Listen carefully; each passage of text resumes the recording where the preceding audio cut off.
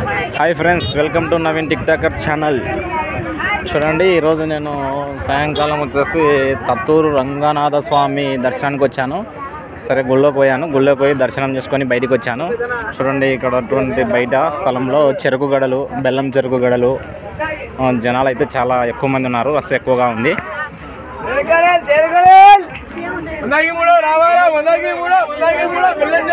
చూడండి, 100కు 3 గడలు బెల్లం చెరుకులు అని అమ్మేవాళ్ళు చెప్పడం జరుగుతుంది.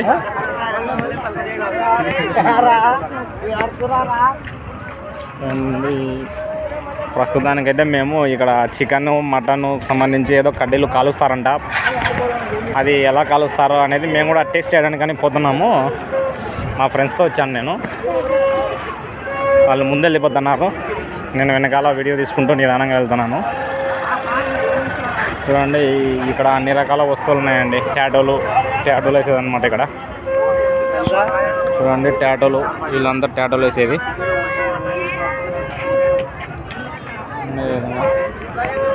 ఇక్కడ వచ్చేసి వాచెస్ అమ్ముతున్నారు.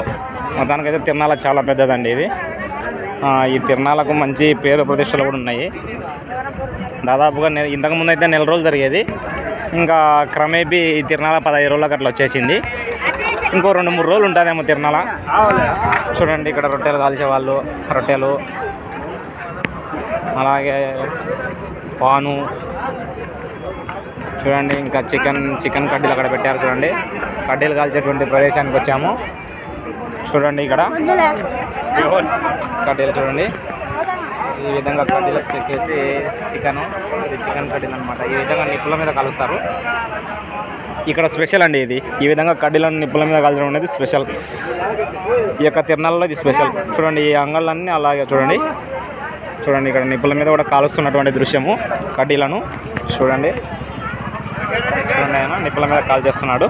ఇదే అండి ఈ యొక్క తిరునాళ్ళ స్పెషల్. ఏమంటే ఎక్కువ ఫేమస్ అంటే ఈ యొక్క చికెన్ కడ్డీలు కానీ, మటన్ కానీ కోసేసి చూడండి, ఇక్కడ ఈ విధంగా కోసేసి ఇంకా వాటిని ముక్కలుగా చేసేసి కడ్డీకి గుచ్చేసి నిప్పుల మీద కాలుస్తారనమాట.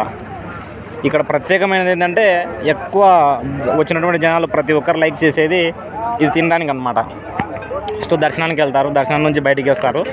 అది ఒకటి, వ్యవసాయానికి సంబంధించిన ప్రతి పనిముట్టు ఇక్కడ దొరుకుతుందని చెప్పేసి ఫస్ట్ నుంచి అనమాట. అంటే ఇంతకుముందు చెక్క సామాగ్రి దొరికేది, ఇప్పుడు చెక్క సామాగ్రి క్రమేపీ తగ్గిపోయిందనమాట. ఆ ఫారెస్ట్ వాళ్ళు పట్టుకోవడము అది దానివల్ల తగ్గిపోయింది.